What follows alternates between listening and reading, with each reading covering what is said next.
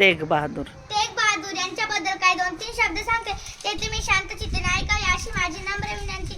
मी आज तुमच्या समोर तेग बहादूर सिंग यांचा रोल करून आले आणि त्यांच्याबद्दल मी तुम्हाला थोडीशी माहिती देणार आहे, ते तुम्ही शांतचित्ताने ऐकावे अशी माझी नम्र विनंती.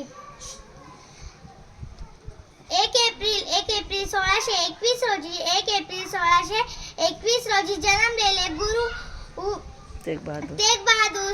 16 एप्रिल 1664 रोजी ते ते ते ते ते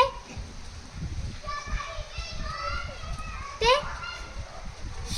शीख गुरु झाले.